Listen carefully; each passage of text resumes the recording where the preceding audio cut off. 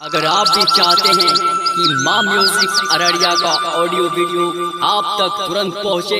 तो लाल बटन को दबाकर चैनल को सब्सक्राइब करें और बेल आइकन को दबाना ना भूलें। Presented by